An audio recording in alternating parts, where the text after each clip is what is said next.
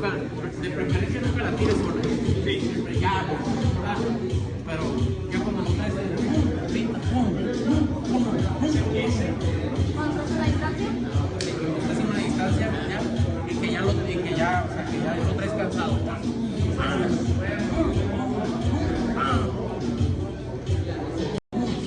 Oh man, this is getting interesting. This is Marco Flores, guys.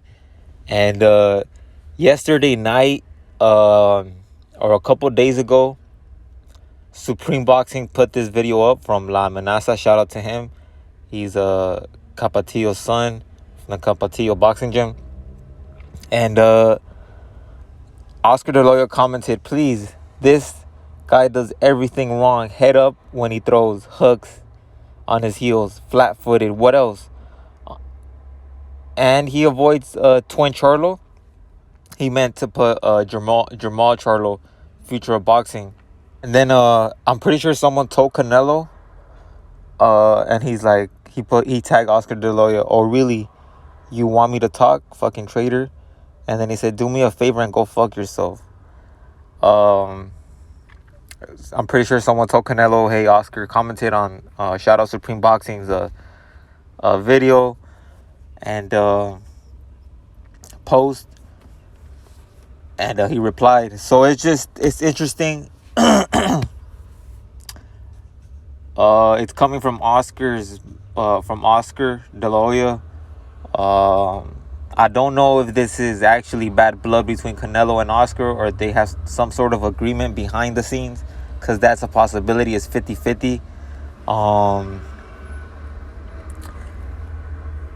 I did hear that Charlo said something about or I remember hearing that there was a time when Canelo was supposed to fight Charlo after who did Rosado, after the Rosado fight.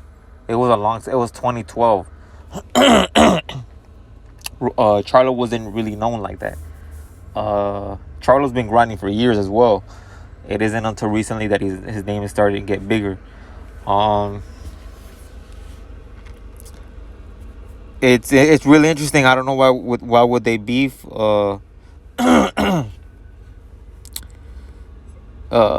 The last time that Oscar did this was with Ryan Garcia. I don't know if it's some sort of way to get more audience, because Oscar De La Hoya is still very well known in the older population. A lot of older people know who Oscar De La Hoya is. And that could be a possibility. Now, as far as, I really don't think I'm gonna disagree with Oscar De La Hoya. Much respect to him, because he's a beast, straight up beast.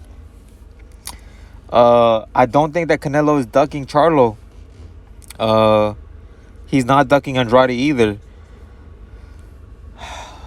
I just feel like the timing for him right now, he just doesn't want to take those fights right now. I think maybe he sees something different, and when you see something different, people will criticize. So even if he did fight Charlo, Andrade, people are still going to criticize him.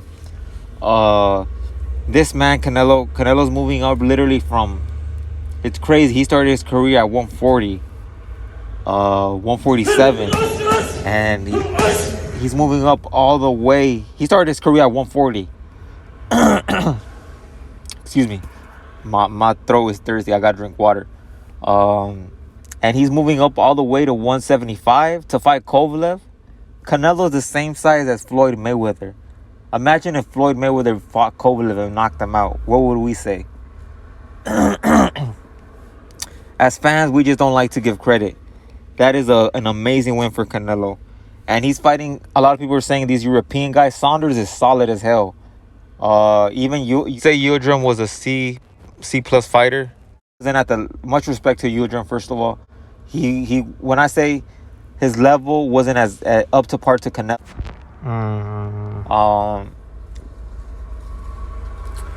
But at the end of the day, you gotta understand that Canelo is a lot smaller than these guys. If these guys hit Canelo with a good shot,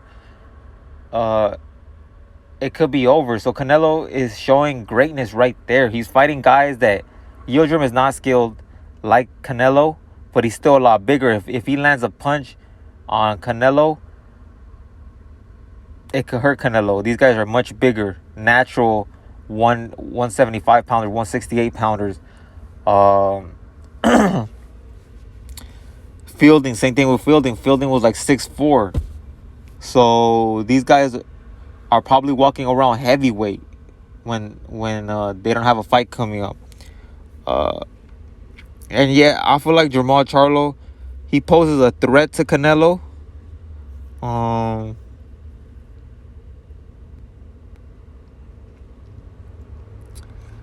know he knocked out Centeno a couple fights ago. Derevchenko, Dennis Hogan, Brandon Adams was a good win. Centeno was a good win, and then J-Rock, he knocked out J-Rock. He beat Trout, Bundridge. And I do remember, I think I heard that Austin Trout said that he would favor Jermall Charlo. I believe he said that. But I can't remember. But at the end of the day, guys, someone could favor someone else and they could still be wrong. You get me? Like, you could have fought both guys and you could still get the decision wrong. Like, you could be like, oh, I think he's going to win even though I fought both guys. I know both guys better than everybody else. And the other guy wins. Not the guy that you think wins. So, this is boxing. And Jermall Charlo and his brother, Jermall, they're both real ones. They deserve that fight. And I hope Canelo does take that fight. And I hope he fights Andrade. Plan to solidify his career as an all-time great. He needs those fights, to be honest. He really needs the Jermall Charlo, the Andrade, the Caleb Plant to solidify his resume as an all-time great. He already is an all-time great, but I feel like to be an all-time great in the top 10, top 5. But let me know what you guys think. Shout out to Charlo and Canelo and Andrade. Andrade is a beast. He's really underrated. Canelo knows that he's a better fighter. But that's for another topic. I think Canelo still beats Andrade, but it's not going to be an easy fight. But Canelo's a beast. He deserves to be pound for pound number 1. But let me know what you guys think. This is Marco Flores. Always be a thinker. Never give up. And don't agree with what every media member tells you to think, or what they try to inculcate in your mind. Like, every media member is not always right. I'm not always right. Most of the time I'm right, but I'm not always right. And what I try to teach all you boxing fans, all you people who love boxing, is to stay inquisitive and always question what I have to say or anybody in the media has to say about this specific person. Be inquisitive, be a thinker, and think for yourself ultimately, and never give up. Let's go. This is Marco Flores. Make sure you guys like and subscribe.